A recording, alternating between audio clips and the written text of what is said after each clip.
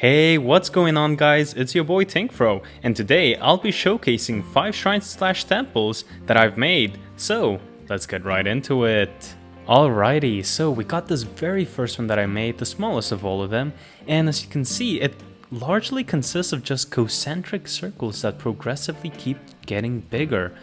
Now, I want to say that this is elevated by 2 blocks and it really just makes the player look up a little bit more than usual, kind of like how a shrine slash temple should make you feel. Also, these pillars are also facing inwards, which really drives the eyes to the center. In this case, I just put a really nice simple fire, but really could be whatever you guys choose to. And I have used some redstone as little pieces of blood, but I really like the simplicity and I think it is perfect for our number 1 spot. Moving on to number 2, we have this really nice, I don't know, you could call it a chapel or you could call it a Spanish mission. But as you can see, we got our bell tower with an actual bell in there, we got the cross going on over here. And I want to state that if you notice, the roof is not actually lined up with the facade, which was pretty common with these type of builds, and it is intentional. You can see the back has a bit of a graveyard going on over here, and the inside's fully decorated with an altar and, you know, some of that holy dipping sauce. But yeah, I really like this build and I feel like the jungle planks are perfect for this build. Moving on to the third one, we have this very nice circular parthenon, and as you can see, we're only using 2 types of flowers that are just changing every other time. Now, we have the main circular ring up on top, but we also have these 2 smaller rings just following the pattern that we have going on over here, and that lapis and gold really give it that extra little bit of detail, which looks fantastic. We also have the leaves up here and the end rods, which give it a little bit of light. Now, in the center, I put this old stone monolithic structure, but again, it really could have whatever you wish. Maybe even a statue could be placed over here.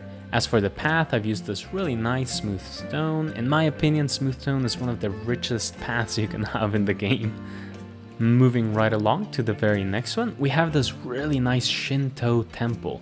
Now, if you notice, the blocks I'm using are all very interesting. I'm using the bone block, I'm using the acacia for the doors slash trapdoors, I'm using the jungle wood and the dark prismarine, all very interesting blocks, but all together, they really come together and create this amazing build.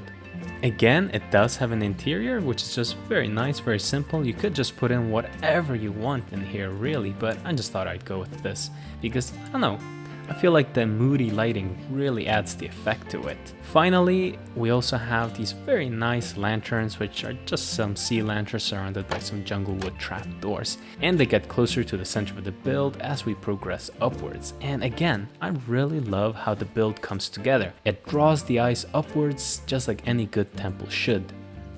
And finally, we have my rendition of the Notre Dame, Our Lady.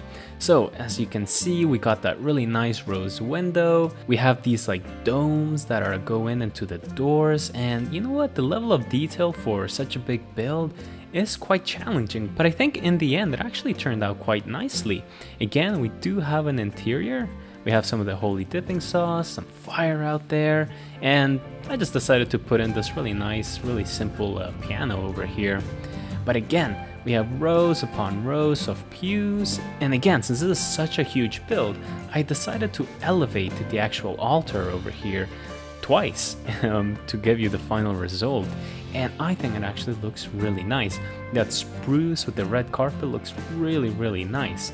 And I want to point out the floor, because the floor is actually made out of the top of furnaces and some smooth stone, and the pattern actually looks pretty epic, especially in large rooms like this. For the actual pews, if you don't like them being endless like that, you could actually close them off very simply by just doing that. But again, that's all up to personal preference. Up here, we actually have this little space over here. You know, you could put in whatever you want in here, but I think it actually looks quite cool. Now, the actual Notre Dame of Paris burned down, and that was really upsetting, but, you know, I feel like this is my humble approach to it. And again, just the side also has that level of detail, and these really classic structures that you can find in these Gothic mega churches. And well, that is just about it for this video. I've showcased 5 builds, which I personally think are looking absolutely amazing. Let me know down in the comments which one is your favorite one. Is it the bigger ones or the smaller ones? And make sure to subscribe, as I'll be making a lot more videos like this in the future. But until next time, this has been ThinkPro. Thank you all very much for watching.